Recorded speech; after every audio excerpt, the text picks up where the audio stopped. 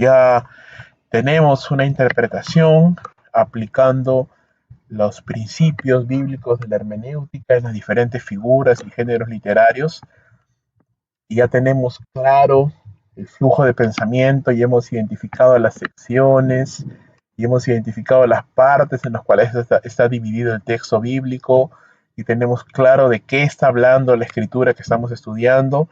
Entonces es el momento de poder encontrar la idea central, la idea principal del pasaje, ¿verdad?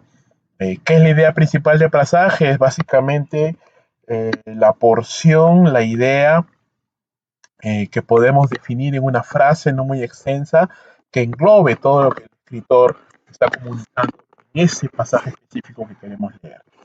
Bien, es cierto, el pasaje puede hablar de muchas cosas, eh, pero siempre va a tener una sola idea principal, una sola idea central, y todo lo demás fluir o girar alrededor de ello. Entonces, eso es lo que primero tenemos que entender. Ahora, ¿por qué nos sirve esto? ¿Por qué nos ayuda a entender o encontrar la idea principal del pasaje? Porque nos ayuda a no salirnos de lo que el texto está diciendo. No sé si alguna vez a usted le ha pasado, pero predicar o escuchar alguna prédica donde el predicador empieza citando un texto e inmediatamente empieza a hablar de cualquier otra cosa menos lo que el texto quiere decir.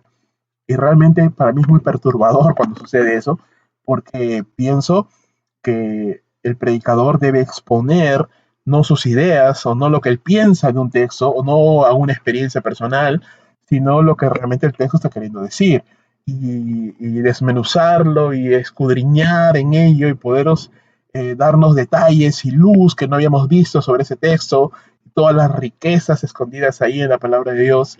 Y cuando no sucede eso y se trata de una manera muy ligera, citando uno y otro texto que están inconexos, que no tienen relación, y encima hablando de otra cosa que no dice ese texto, entonces para mí eso es algo bastante penoso, porque no es a eso a lo que Dios ha llamado a los predicadores, sino que Dios nos ha llamado a exponer las Sagradas Escrituras. La idea no es introducir nuestras ideas, sino descubrir el pensamiento de Dios registrado por medio de sus siervos en las Sagradas Escrituras. Yo no tengo que inventar un bosquejo de un texto, yo tengo que estudiar el texto correctamente y descubrir el bosquejo que ya está ahí. Porque recuerda, Pablo, Juan y todos los escritores bíblicos tenían en su mente una idea cuando escribieron. Algunos son sencillos, algunos son muy complejos, como Romanos, como Hebreos, y hay un bosquejo ahí muy complejo y las ideas son entrecruzadas y hay mucha complejidad, pero aún así se puede entender, se puede obtener un flujo de pensamiento que nos ayude a poder definir y poder entender lo que la Biblia está diciendo. Entonces, cuando podemos hacer una buena interpretación, o una buena observación primero, una buena interpretación, y obtenemos la idea central del pasaje, entonces nos estamos asegurando de que realmente entendemos lo que Dios está diciendo y vamos a enseñar lo que Dios está diciendo, porque hermanos, lo que edifica la iglesia es la palabra de Dios y su interpretación, no lo que nosotros pensamos que dice. Entonces, si lo vemos de manera general, panorámica, podríamos verlo así. La observación es posible porque el Espíritu Santo nos ha revelado su verdad. Eso requiere que el hombre razone y piense, descubriendo la estructura, las palabras, los detalles, y eso nos va a resultar como una agrupación de hechos y de información. ¿Ya tengo la predicación lista? No, solamente he observado.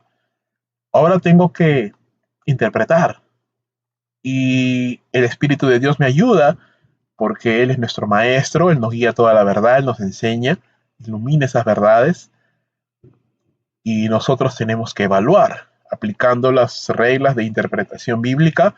Yo tengo que aplicarlas al texto y evaluar y examinar y escudriñar los detalles de la escritura y eso va a resultar en un entendimiento. Yo estoy entendiendo lo que el texto bíblico quiere decir. Lo entiendo, lo sé, ahora lo manejo, ahora entiendo qué es lo que Dios está realmente diciendo ahí. Y una vez que yo lo tengo claro y ya lo entiendo y puedo, todo un texto bíblico, puedo condensarlo en una sola idea central, entonces ya lo entendí. Y paso a la siguiente parte, que es la aplicación. Y el Espíritu de Dios me convence usando su palabra de algo que yo tengo que cambiar, de algo que yo tengo que dejar, o de algo que yo tengo que adquirir? ¿Cuál es la respuesta en el hombre, tanto en el predicador como en los oyentes? El arrepentimiento o la convicción o la decisión. La idea es transformación, cambio, que yo entiendo la escritura y ahora tomo decisiones al respecto. Para eso nos ayuda mucho entonces, hermanos, el método inductivo, ¿verdad? Ahí está otra pantallita más que nos ayuda a comprender todo este proceso, porque es un proceso de 3 pasos. La observación, que dice el texto, cuál es el contexto. 2, la interpretación, qué significaba para la audiencia original. Hay que entender lo que el autor quiso comunicar cuando escribió el texto, y eso es muy importante. Y el punto 3 es la aplicación, cuando yo ya dejo lo que se quiso decir en la audiencia original y traslado ahora los principios eternos al día de hoy, a mi propia vida y a la vida de mis oyentes. ¿Dónde me ayuda, dónde encajan las herramientas como el arqueo o el fraseo bíblico? En las 2 primeras etapas, en la observación y en la interpretación, porque me ayudan a ver de manera panorámica por medio de una herramienta web el texto en diferentes versiones, usando idioma original, usando herramientas gráficas que me ayudan a separar los versos en frases, a resaltarlas, a ponerles color, y de una manera visual puedo yo tener un poco más claro y de manera panorámica y aplicar los textos, las reglas de interpretación y hacer una buena observación. Al final, cuando ya voy a entrar a la última parte, que es la aplicación, básicamente la idea aquí es que estamos llegando a la meta del estudio bíblico. Si yo hice una buena observación y una buena interpretación, voy a hacer una buena aplicación. La idea es una vida transformada. Una vez que yo he estudiado el texto bíblico, ahora la idea es aplicarlo. Dios quiere que seamos hacedores de la palabra, no solamente oidores, no solamente transferir información, sino enseñar principios de vida que cambien mi vida y la vida de los que me oyen. La aplicación responde a las siguientes preguntas. 1, ¿cuál es el significado o cómo es que el significado de este pasaje se aplica a mi propia vida en primer lugar? ¿Cuáles son las verdades que este pasaje revela que necesito aceptar, creer y poner en práctica? ¿Y qué cambios debo hacer en relación a mis creencias y a mi vida una vez que ahora he escuchado y he entendido lo que Dios me quiso decir en determinado pasaje? Hay algunas precauciones que debo de tener al momento de aplicar las escrituras, y es que tengo que ser consistente con la interpretación. Si el texto que yo estoy estudiando me está hablando acerca de la fidelidad a Dios, pues la aplicación no puede ser, o no puede hablar del milenio, o no puede hablar de, no sé, crianza de hijos, ¿no? Porque la interpretación me da una idea con un específico tema, con un tema específico. Tengo que ser consistente. La aplicación se debe hacer después de la interpretación, no antes, porque si lo hiciera antes, entonces estoy haciendo una aplicación sesgada de lo que yo pienso que debería hacer, no lo que la Biblia me está diciendo que haga. También debe ser puesta en práctica, no solamente descubierta, no solamente es información lo que buscamos, sino transformación. Tenga cuidado de aplicar normas culturales en vez de normas bíblicas. Bueno, ese ya es un principio de interpretación que debimos haberlo tenido claro desde el inicio, para poder diferenciar, y lo hemos visto ya, lo que es cultural de lo que es normativo. Tener cuidado de tratar de reforzar una verdad legítima usando incorrectamente un pasaje. Eso sucede sobre todo ya al momento de que yo voy a configurar un sermón, porque probablemente estoy haciendo un sermón de Juan capítulo 3, acerca de la fe en el Señor Jesucristo y del nuevo nacimiento, y tal vez yo quiero reforzar ese pasaje con otros pasajes y pudiera yo estar usando un pasaje incorrecto o que no está hablando del nuevo nacimiento y usarlo incorrectamente. Entonces si voy a usar pasajes de apoyo, tengo que estudiarlos para ver si realmente están enseñando lo que yo estoy enseñando en ese momento y los voy a poder usar legítimamente. La aplicación debe ser usada de acuerdo al patrón de 2 Timoteo capítulo 3, verso 16, que nos dice que toda la escritura es útil, es inspirada por Dios y es útil para enseñar, reprender, redarguir, corregir, instruir en justicia. Entonces, en esos 4 aspectos yo debo de poder eh, segmentar o enfocar mi enseñanza. Recuerda, no estoy solamente transmitiendo información, estoy en primer lugar enseñando la palabra de Dios. sea doctrina o sea ejemplo, estoy enseñando. También voy a reprender, voy a exhortar, porque la palabra de Dios nos exhorta, nos reprende. También voy a corregir, voy a llamar la atención sobre cosas que deben de cambiarse en mi vida y en la de los oyentes. Y voy a instruir en justicia, porque estamos mostrando la enseñanza de Dios que debe incorporarse a nuestras vidas para poder tener una vida más agradable al Señor.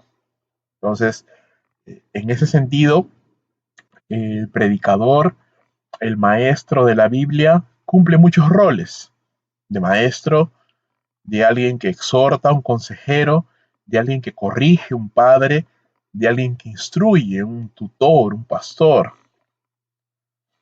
No hablo en función de dones o de oficios, sino hablo básicamente en el rol que cumple el predicador al momento de usar la palabra de Dios para predicarla, para enseñarla. Y ahí ya, bueno, estamos entrando un poco en lo que es la homilética, pero es necesario poder entenderlo. Por último, algunas preguntas importantes que me pueden ayudar a tener una buena aplicación son las siguientes. ¿Hay en este pasaje que he estudiado algún pecado que debo confesar, abandonar, algún mandamiento que debo obedecer, algún ejemplo de algún personaje bíblico que debo de seguir, alguna promesa que puedo pedir, algún principio eterno que debo de aplicar a mi vida, algún pasaje, en este pasaje algún cambio que debo de hacer en mi carácter, conducta, vocabulario, pensamientos, en este pasaje hay alguna verdad que yo necesito creer a partir de hoy? Recuerda que eso es algo muy importante, cambiar mi pensamiento por los pensamientos bíblicos, y eso significa que yo debo tener en cuenta claramente que la Biblia debe de aplicarse a la vida diaria. Un buen predicador, un buen maestro de la Biblia es alguien que sabe aterrizar la teología a la vida práctica. No tiene mucho sentido conocer los detalles de la unión hipostática de Cristo, de su doble naturaleza, si eso yo no lo puedo aplicar a mi vida diaria. Si yo no lo puedo hacer, entonces no lo voy a poder enseñar correctamente, porque recuerda, no solo es información, es transformación.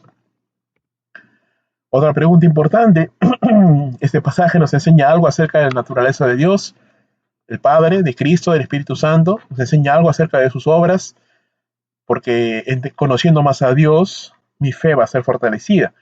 Este pasaje enseña algo acerca de la naturaleza del pecado, de la salvación, porque eso me va a ayudar a ser más agradecido con Dios. Este pasaje enseña algo acerca de cualquier otra área de doctrina o creencia, porque sí es doctrina y es algo que yo debo de creer, y es algo que yo debo de tener como una base, una convicción en mi vida. Unas últimas preguntas: ¿cómo aplicar este pasaje en mi vida personal? ¿Cómo aplicarlo a mi matrimonio, familia? ¿Cómo aplicarlo a otros creyentes, a la iglesia, a los no creyentes, a la comunidad global, al gobierno, a la sociedad? Muchos predicadores no hacen uso de la aplicación, pero es un paso muy importante. Tan importante como que un avión despegue y se mantenga en el vuelo es que sepa aterrizar bien. Porque si el avión no aterriza bien, va a explotar. Entonces, podemos comparar el proceso de la observación, interpretación y aplicación con el vuelo de un avión. La observación sería el despegue. Tiene que haber un buen despegue, si no, ese avión nunca va a volar. Tiene que haber un buen tiempo de vuelo a la velocidad correcta, siguiendo los parámetros de altitud, de velocidad correctos, porque de lo contrario el avión va a caer. Y eso significa usar las reglas correctas de interpretación y el avión para despegar, para aterrizar, perdón, tiene que seguir también lineamientos precisos y tiene que tener un buen aterrizaje para poder finalizar un buen vuelo. Y eso nos habla acerca de la buena conclusión, de la buena aplicación. Si yo tengo un buen inicio en mi predicación, en mi enseñanza, y puedo mantener a mis oyentes enfocados en lo que estoy hablando, centrados en el texto bíblico, hablando de Dios, hablando de Cristo, la mejor manera de honrar a Dios es terminar el sermón con una buena aplicación, llevando uno. Y ahí hablamos de la doble aplicación, llevando a los invitados incrédulos a la fe en Jesús, un llamamiento a la salvación, al arrepentimiento y fe, y haciendo una invitación también a los creyentes, también a la confesión, al arrepentimiento, al cambio de vida, a la consagración, según como Dios nos dirija y según también como el Espíritu Santo obra en la vida de cada una de las personas. Si bien es cierto, nosotros hacemos una invitación y hacemos una aplicación, quien está obrando en la vida de las personas, tanto creyentes como incrédulos, mientras predicamos es el Espíritu Santo. Y Él es quien aplica su palabra de manera correcta en los corazones de las personas. Nosotros solamente somos instrumentos. Nunca nos olvidemos, hermanos, ser hacedores de la palabra, no solamente oidores. No solamente estamos exponiendo información, estamos predicando la palabra de Dios. Espero que este haya sido, hermanos, un final que nos inspire a continuar siendo estudiantes de las Escrituras, a continuar perfeccionando nuestras habilidades y competencias en el uso de la herramienta, de las herramientas del fraseo y del arqueo bíblico y muchas más que hay ahí que por tiempo no podemos indagar más, pero que seamos, pues, hermanos, asiduos usuarios de esa herramienta y sobre todo del método inductivo